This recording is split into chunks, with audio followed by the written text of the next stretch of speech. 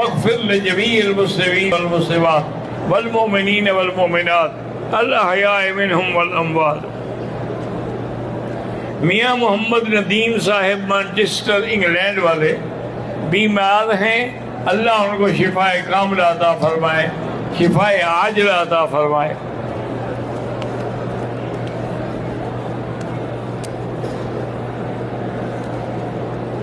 نماز جنازہ ادا کرنے سے پہلے میت کے لیے اجتماعی دعا جائز ہے؟ بالکل ناجائز ہے، بلکہ بدعت ہے۔ ایک بات یاد ہے کہ ہم سمجھتے ہیں کہ شاید نماز جو ہے، یہ دعا جو ہے تو کیا ہو گیا؟ عید کی نماز سے پہلے میدان عید میں ایک آدمی کھڑا ہوا تو حضرت علی نے فرمایا کیا کر رہے ہو؟ انہوں نے کہا جی میں نے 2 رکعت کا فارغ بیٹھا ہوں، ابھی خطبہ شروع نہیں ہوا ہے تو میں 2 رکعت پڑھ رہا ہوں۔ میں کہا اللہ کے بندے بدعت ہے۔ انہوں نے کہا نماز پڑھنا بدعت ہے؟ انہوں نے کہا نہیں، حضور کی مخالفت بدعت ہے کہ حضور نے نماز نہیں پڑھی تو بھی نہ پڑھو۔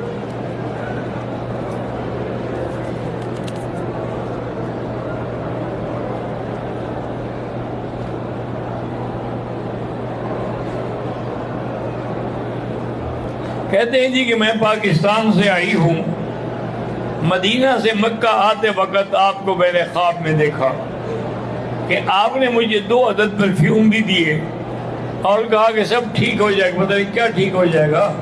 ٹھیک تو تب ہو کہ تو میرے پاس آ جاتی، میں نکاح کر لیتا۔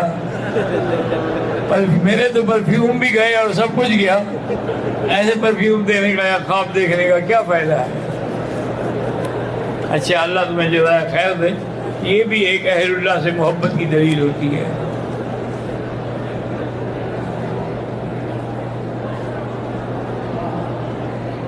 میں جہاں نوکری کر رہا ہوں وہاں پر اہل تشیع بھی ہیں اور بے نماز بھی ہیں، اور کھانا ہمارا اکٹھا ہوتا ہے، میس میں کھا سکتے ہیں، ہر کسی نے اپنی نیت کے مطابق جواب دینا ہے۔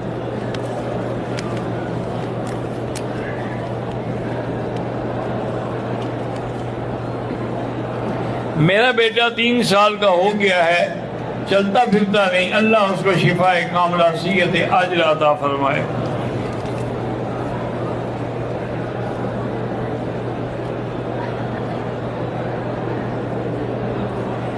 میں محمد ہارون پاکستان سے ہوں، میرا بیٹا فوت ہو گیا، اللہ تبارک و تعالیٰ اس کے کو آپ کا ذریعہ جنت بنائے اور اس کے بدلے میں آپ کو نعم البدل عطا فرمائے۔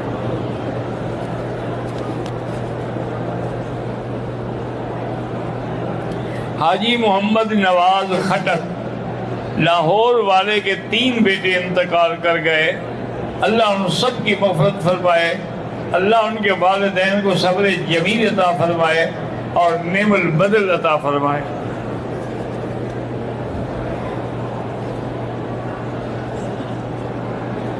مولانا بلال فرید کراچی والے کے بھانجے قاری سمیع اللہ کے بیٹے نے محمد ریان نے قرآن حفظ کیا ہے، ماشاءاللہ آپ کو مبارک ہو، کیونکہ بچہ جو حافظ بن جائے اسی کی وجہ سے والدین کو قیامت والے دن میدان حشر میں تاج پہنایا جائے گا موتیوں کا۔ حضور نے فرمایا اگر وہ ایک موتی بھی باہر آ جائے تو سورج بے نور ہو جائے۔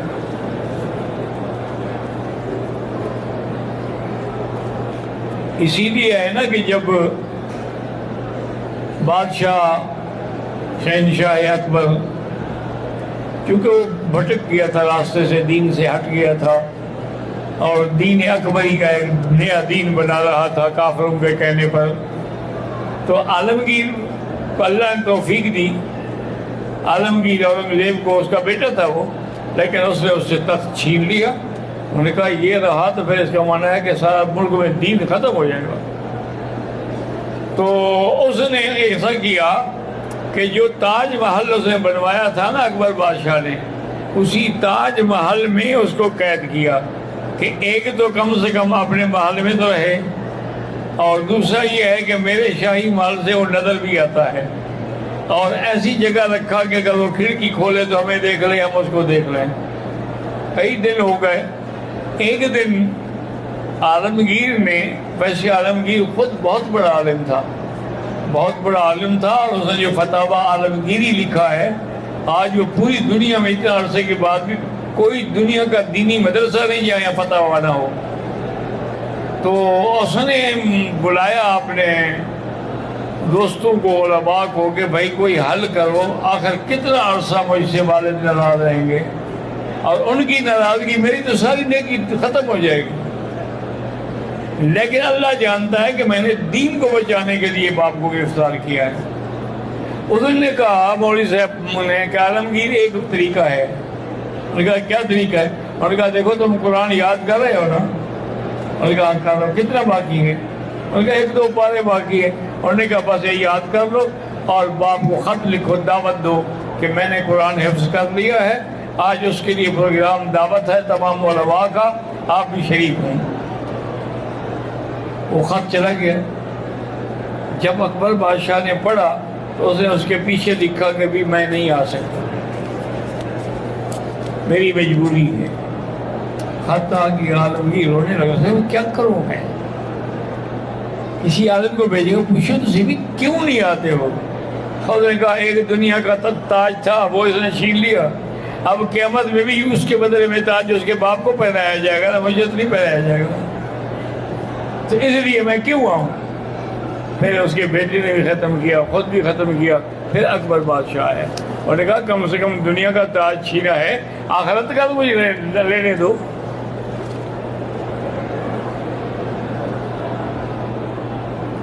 میرا نام عثمان ہے، میں پاکستان سے ہوں، میرے بچوں کا نام صفا، سبحان اور آمنہ ہے، اللہ ان کو حافظ و عالم بنائے۔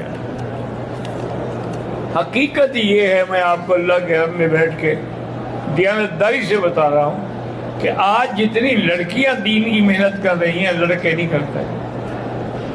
اب میرے اپنے مدرسے میں لڑکے جو ہیں وہ تو پتہ نہیں 70-80 ہوں گے، لیکن لڑکیاں 140 ہیں، اور اس کے بعد انہوں نے پتہ نہیں آج تقریب تھی یا کل تقریب تھی کہ 11 لڑکیوں نے قرآن حفظ کیا ہے ماشاءاللہ، اور عالمہ بن گئی ہیں۔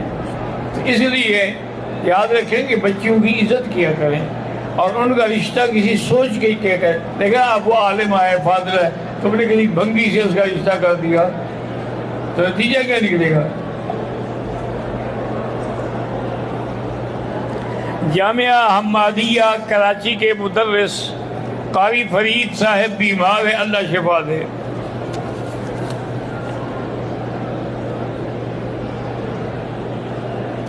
جادو سے بیماری لگ سکتی ہے؟ ہاں لگ سکتی ہے، شدید جادو کے اثرات ہوں تو اس کا علاج کیا ہے؟ اس کا علاج جو ہے ایک تو سورۃ البقرہ ہے کہ وہ پڑھا کریں، وہ پڑھ کے دم کریں۔ دوسرا یہ ہے کہ آخری 3 صورتیں جو ہے وہ بھی 3 دفعہ پڑھ کے ہر نماز کے بعد بدن میں پھیرا کریں۔ جادو تو میرے آقا میں بھی ہو گیا، لبید ابن الاسم نے کیا تھا، تو حضور پاک نے دیکھا کہ حضرت جبریل اور میکائیل آئے، انہوں نے پوچھا ما بہذا الرجل، اس بندے کو کیا ہے؟ اس نے کہا مطبوب اور اس پر جادو ہے۔ اس نے کہا کس نے کیا ہے؟ اس نے کہا لبید ابن الاسم یہودی نے کیا ہے۔ اس نے کہا وہ کہاں ہے؟ اس نے کہا فی بئر ذکوان۔ انہوں نے کہا وہ کنویں میں گیا۔ انہوں نے کہا کنویں کے نیچے جو لکڑی ہوتی ہے نا اس کے نیچے وہ دبایا گیا ہے۔ حضور حضرت علی کو صحابہ کو لے کے چلے گئے وہاں، فرماتے ہیں کہ میں نے دیکھا کہ اس کا پانی اتنا گندا ہو چکا تھا کہ معلوم ہوتا تھا کہ اس میں کوئی زہر ملایا گیا ہے۔ بہرحال حضرت علی اترے نیچے، انہوں نے جا کے نیچے ہاتھ مارا تو وہ آپ کی کنگھی مبارک مل گئی۔ تو اس ظالم نے یہ کیا تھا کہ ہر کنگھی پہ ایک طویل جو بناتے ہیں اس کو رسی باندھی اور سب پہ اس نے جادو پڑھا۔ اب حضور پڑھتے گئے کل اعوذ بالفلق کل اعوذ بالناس، آپ نے 11 آیتیں ختم کی اور جادو بھی ختم ہو گیا۔ واپسی پر بی بی عائشہ نے کہا کہ حضور اگر آپ ساتھ لے آتے تو ہم بھی دیکھ لیتے۔ فرمایا میں فتنہ کرنا نہیں چاہتا، اور نے جو کرنا تھا کر لیا، میرے اللہ نے مجھے شفا دی۔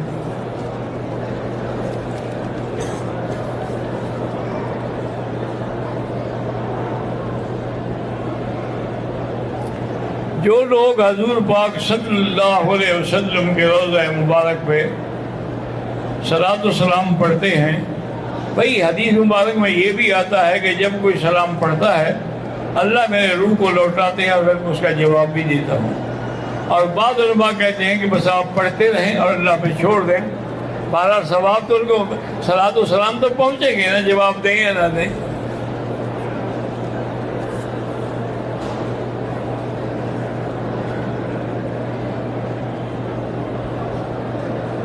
ایسی چیز جو آدمی سے مانگی جاتی ہے، پیسے، گاڑی وغیرہ، اللہ سے بھی مانگو، بندے سے بھی کہہ سکتے ہو مجھے دے دو۔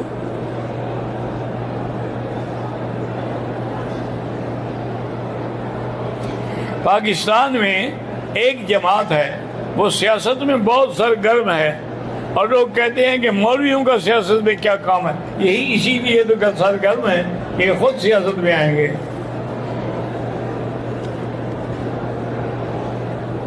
جوتی پہن کے طواف کر سکتے ہیں، اگر جوتی پاک ہے، اس میں کوئی غلاظت لگی ہوئی نہیں ہے، تو پھر آپ صرف طواف نہیں، نماز بھی پڑھ سکتے ہیں۔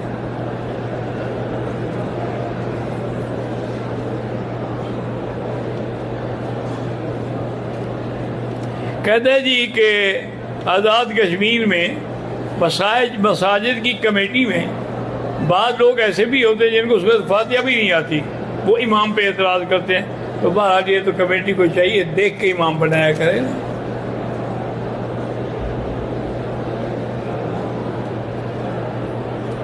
محرم رشتوں کے جیسے پھپھی ہے، خالہ ہے، ساس ہے، پاؤں یا ٹانگیں یا بدن دبانا کیسا ہے، بازو پاؤں، بہتر تو یہی ہے کہ نہ دبائے، کسی وقت بھی شیطان پھسل ڈال دیتا ہے۔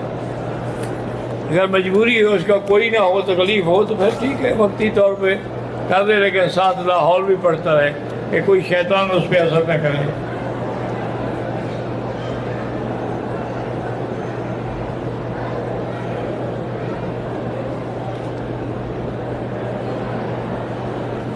باہر مدینے سے آئی اس کی بیوی، اور آنے کے بعد حیض آ گئی، اس لیے اس نے وہاں سے عمرے کی کوئی نیت نہیں کی۔ یہاں آنے کے بعد یہ ہے کہ ابھی تک بھی حیض ختم نہیں ہوا، تو 9 دن گزر گئے ہیں، لیکن 10 دن پورے کرو، کیونکہ سب سے کم 3 دن ہوتے ہیں، زیادہ سے زیادہ 10 دن ہوتے ہیں۔ جب 10 دن پورے ہو جائیں پھر بھی بند نہ ہو، تو پھر مانا ہے کہ بیماری ہے، پھر وہ غسل کر کے نماز بھی پڑھے، طواف بھی کرے۔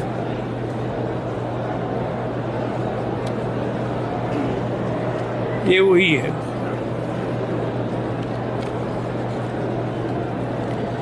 میں گناہگار آدمی ہوں، میرا بھائی، ہم سب گناہگار ہیں، الا الانبیاء، انبیاء معصوم ہوتے ہیں، ورنہ حضور نے فرمایا کلنا خطاؤون وخیر الخطائین التوابون، لیکن اللہ کو وہ گناہگار بھی پسند ہے جو توبہ کرتے ہیں۔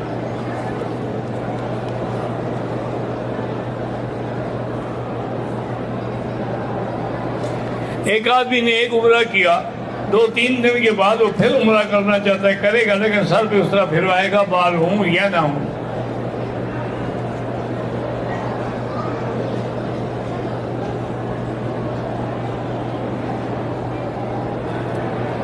مولوی منیب الرحمان مانسہرہ، پاکستان، ممنوعات احرام میں سے عورت کا اپنے چہرے کو کپڑا لگنے سے بچانے کی وجہ سے کھول دیتے ہیں، کوئی حرج نہیں، لیکن بہتر یہ ہوتا ہے کہ وہ پی کیپ پہن لے اور پردہ ڈال دے، چہرے کو بھی نہیں لگے گا، پردہ بھی رہے گا۔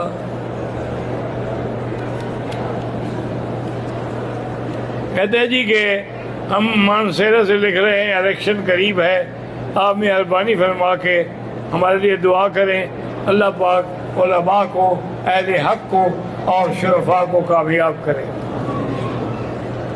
ووٹ کی شرعی حیثیت یہ ہے کہ آپ کی ذمہ داری ہے کہ آپ جس کو ووٹ دے رہے ہیں وہ اس کا حل ہے کہ نہیں ہے۔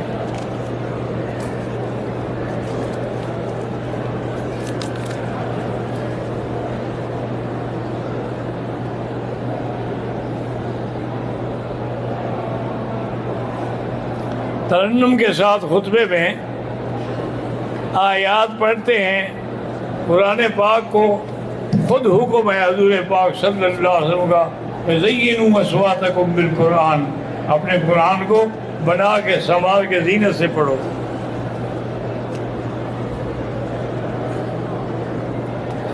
بھئی زندہ کے لیے بھی ہم عمرہ کر سکتے ہیں، اور جمعہ کی اذان وقت سے پہلے ہوتی ہے، سنت نہ پڑھیں، آدھے گھنٹے کے بعد اب اندازہ کر دیں کہ ابھی امام آنے والا ہے تو آپ پہلے سے سنتیں پڑھ رہے ہیں.